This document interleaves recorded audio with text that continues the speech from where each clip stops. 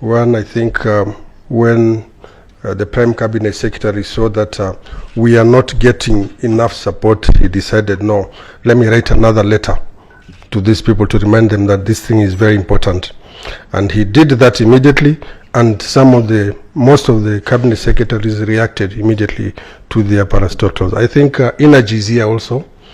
Diana, yes, I think cabinet secretary for Energy and Petroleum, he called us for a meeting, and even Treasury also called us for a meeting. Transport. So we've been having a discussion as a result of the letter that actually sent. So we appreciate that. And even the input that we gave us that we need to have this launch today, just before the day we celebrate our Jamhuri Day. So that is one apology. And I think from Cabinet Secretary, it's not for me to give that apology, but I think he would very much have liked to be with us. That's why he's in the program, and he's with us. Again, I think there's Office of the President. I think also gave Abdul Masera, was supposed to be here, but I think he has been called, and he is not able to be with us. So those are the people who are supposed to be with us, even Transport. So on that note, I want to take this opportunity, Your Excellency, to invite you to come and give your keynote address. Let us stand up and give him a round of applause.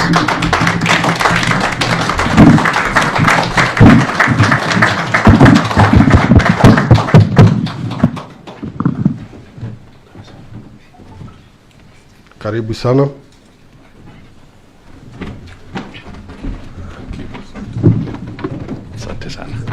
Thank you. Please be seated.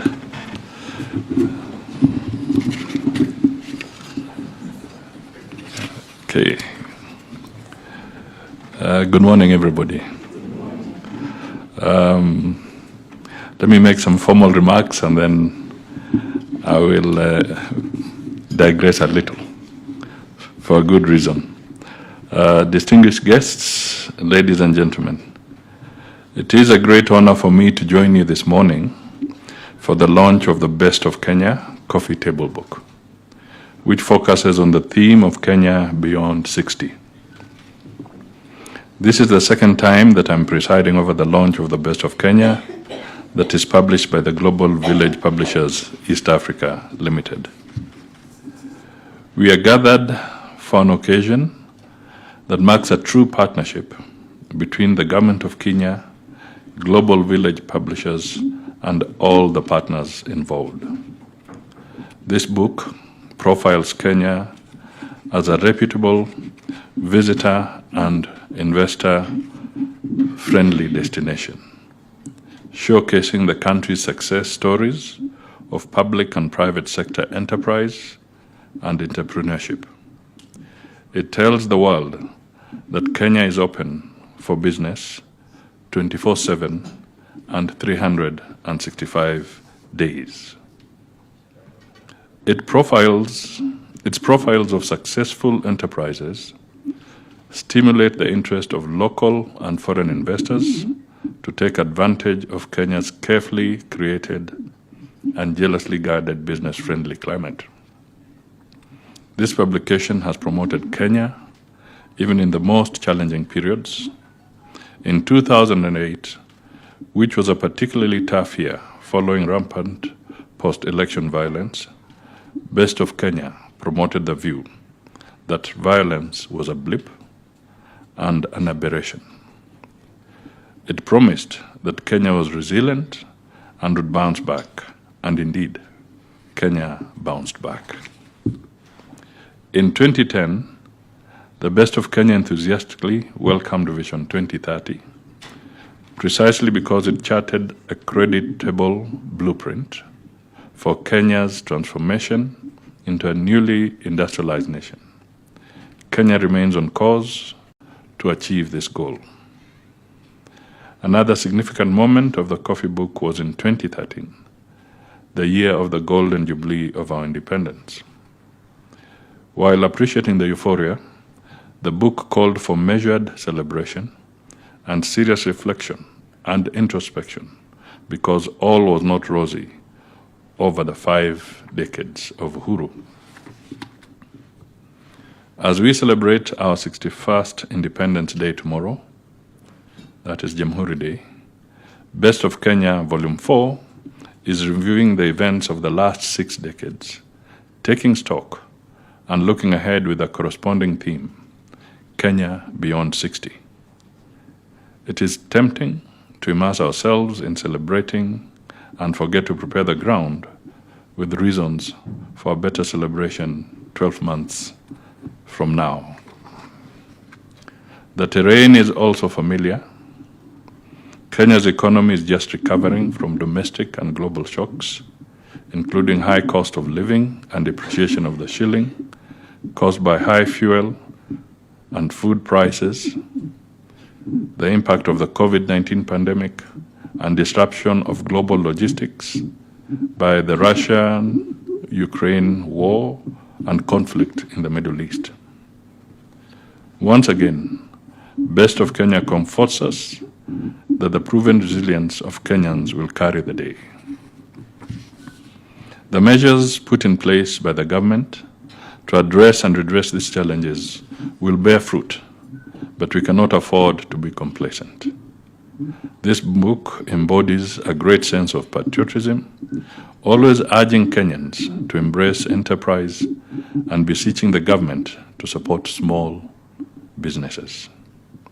These are the big enterprises of tomorrow, enhancing the role of the private sector as the engine of Kenya's economic growth.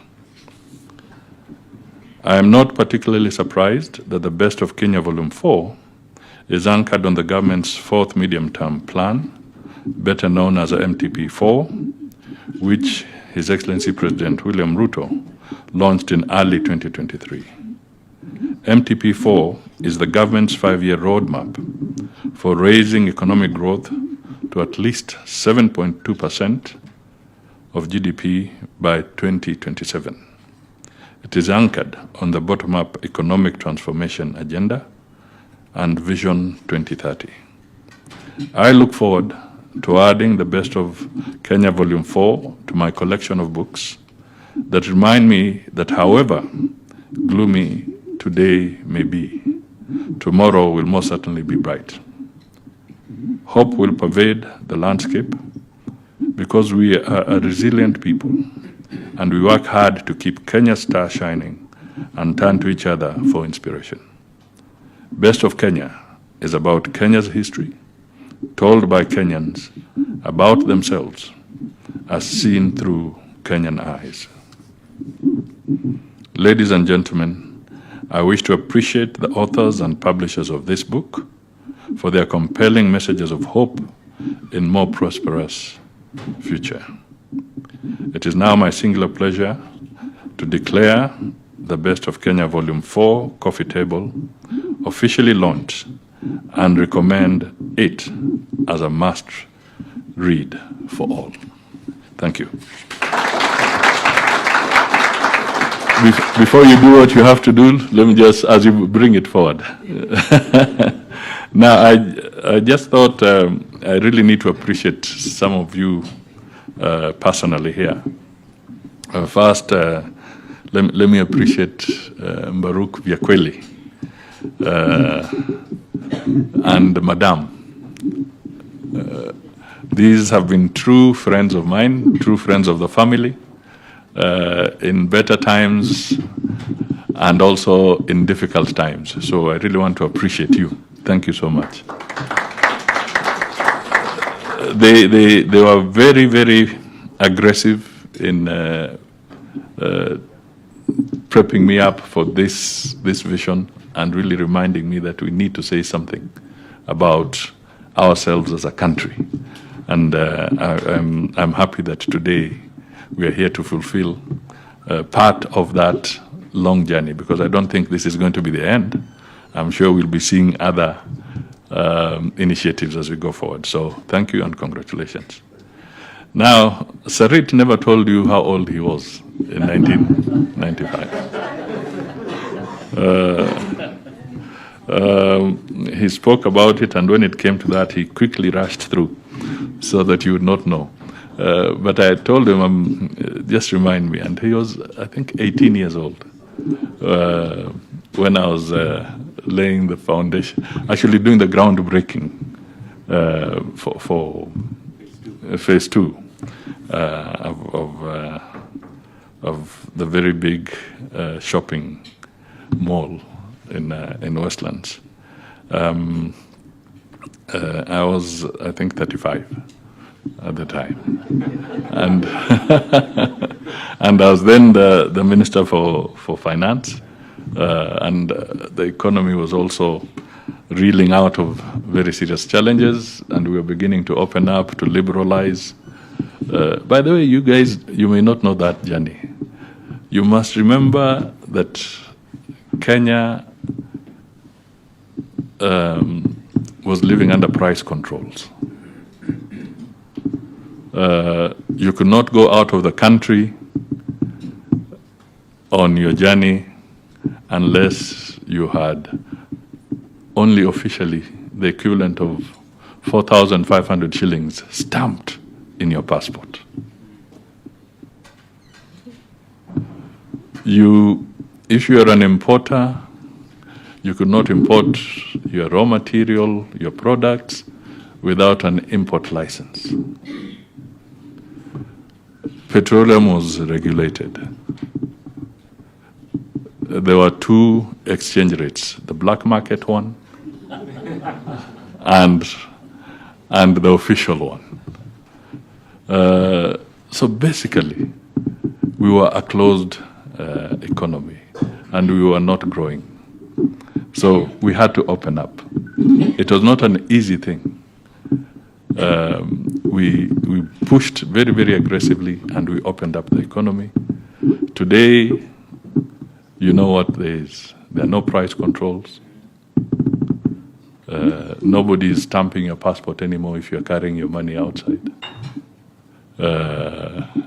You don't have to ask for an import license and queue for 1 month and so forth, and so many other things.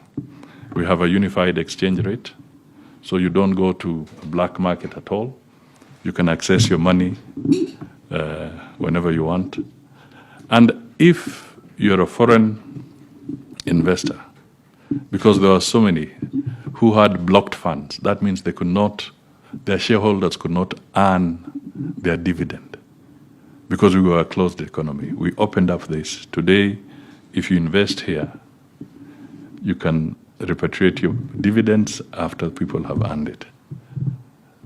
In Africa, I want you people to know, it's not a joke. You have the most liberal financial system. That is Kenya.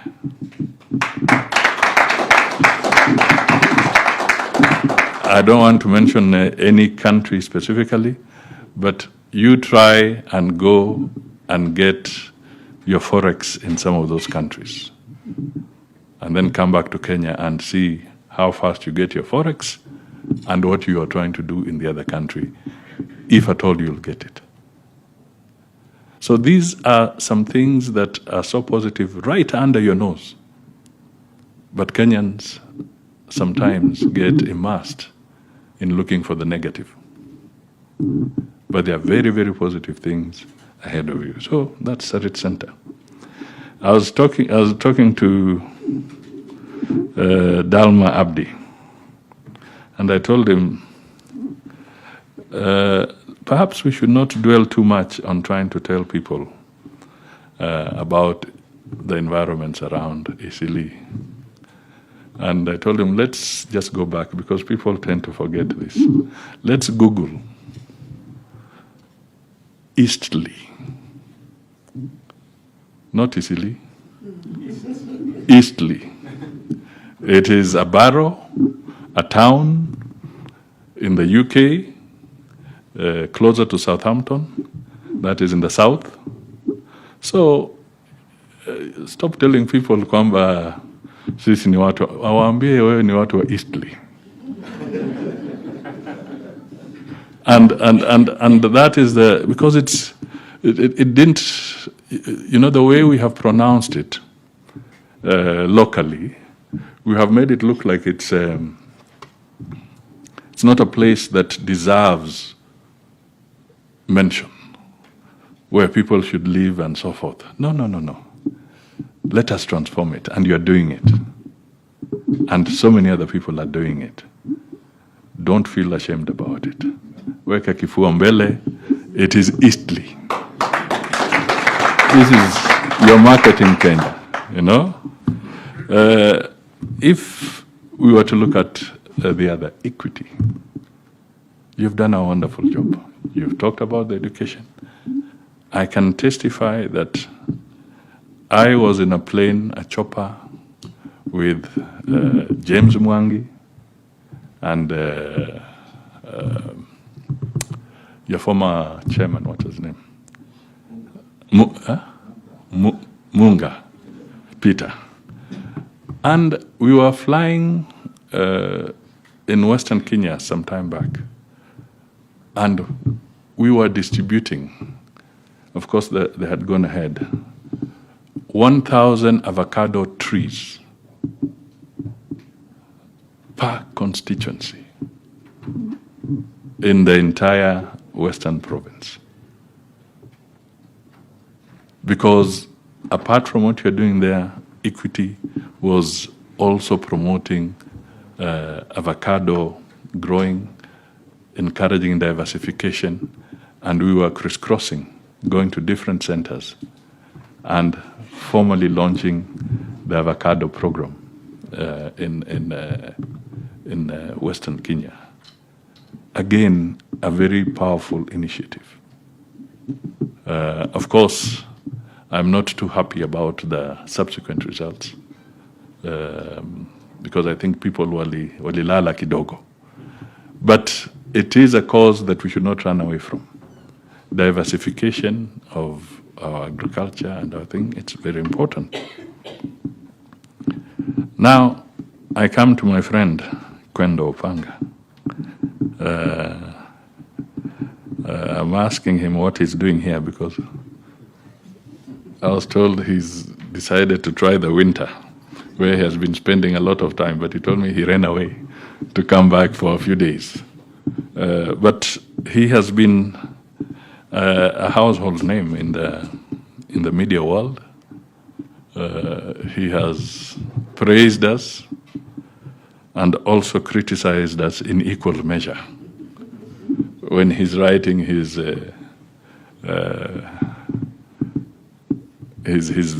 pieces. One of the things that I would advise you to always do, depending on the mood he is in, if he's in a bad mood, do not give him a pen and paper or don't give him any tablet. Make sure you keep them away from him.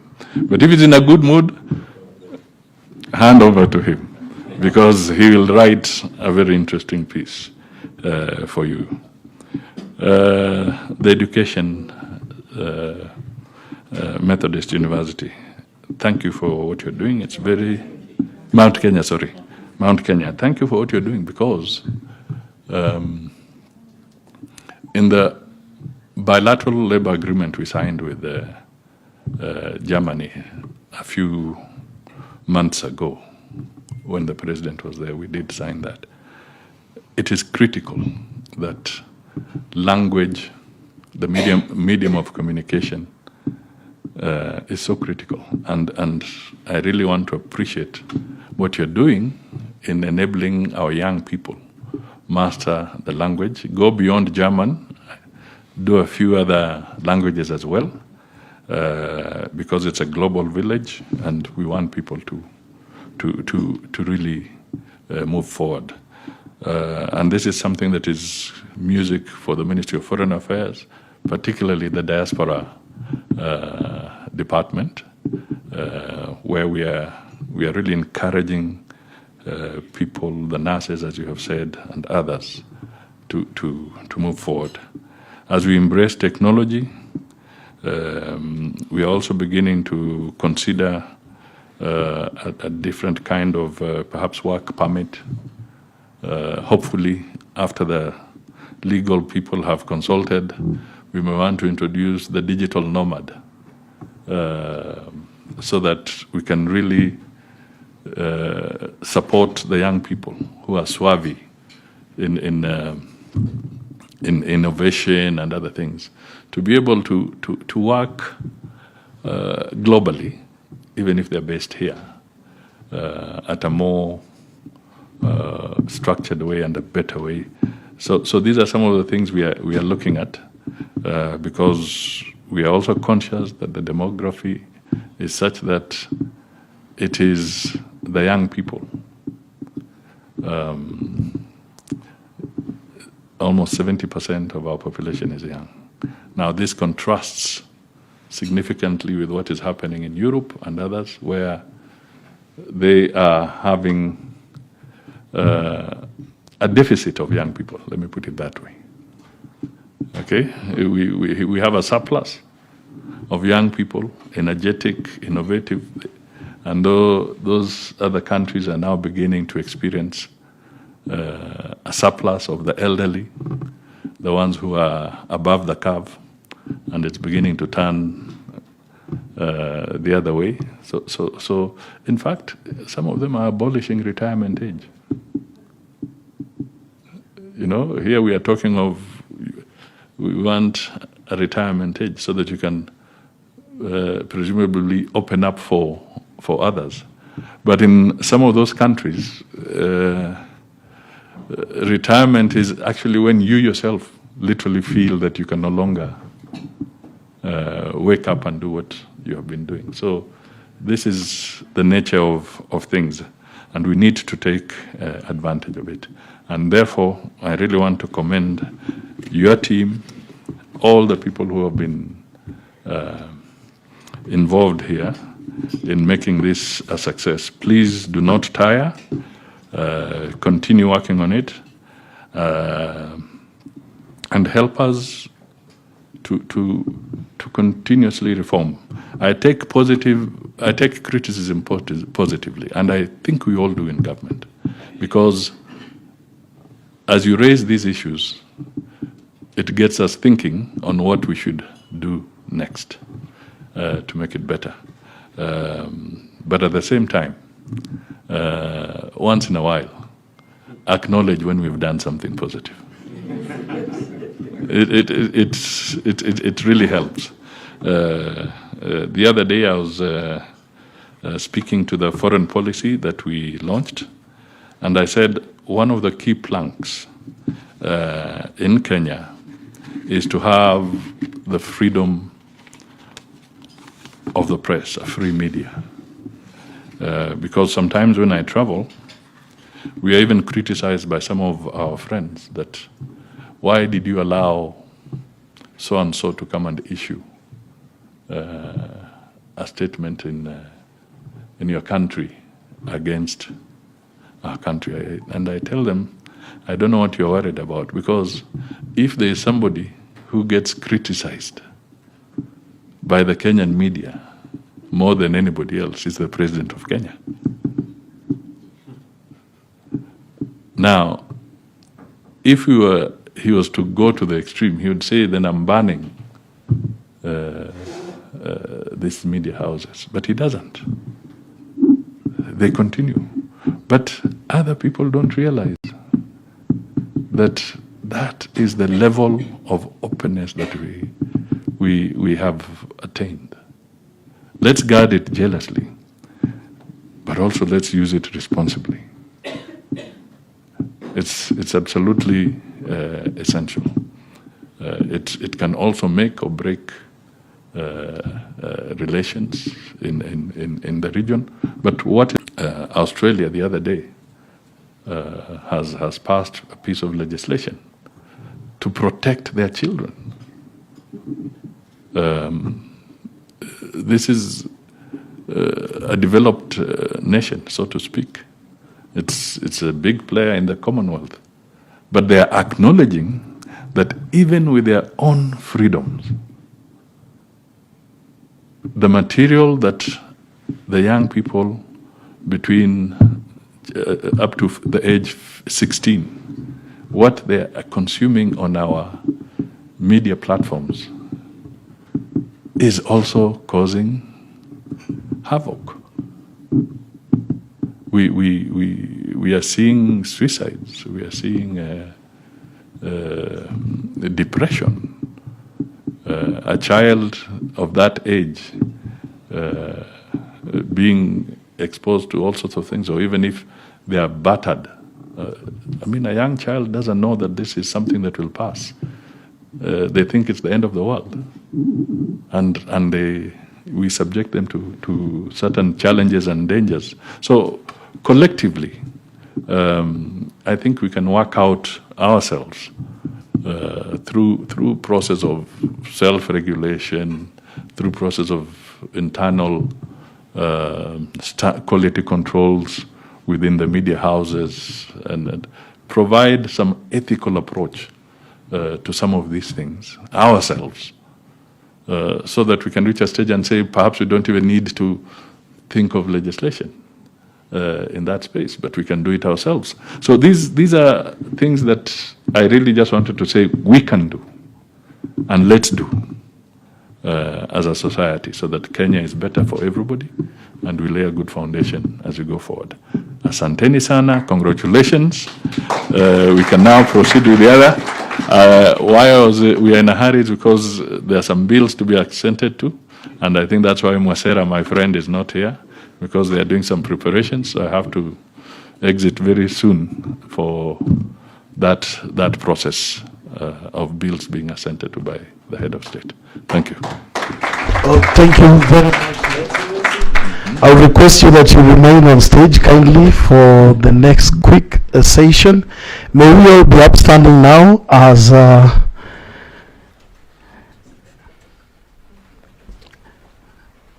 let's appreciate these fine ladies as they come on stage with a dummy of our book that we're launching today. Makofi tafadhali.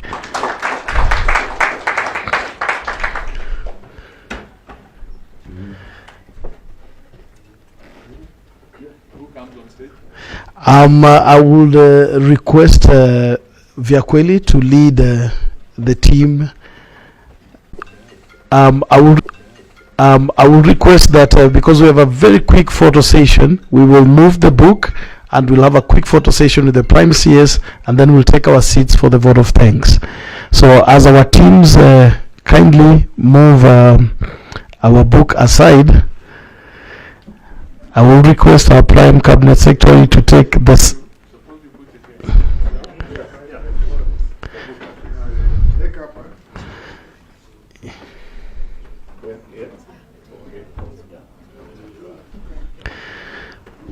Yes, so the first picture will have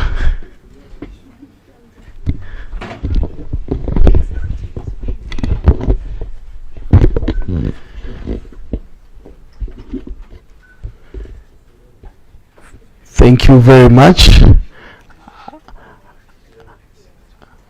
I will then, I think our cameramen are good. I will then request to have Mr. Sarit remain for a picture with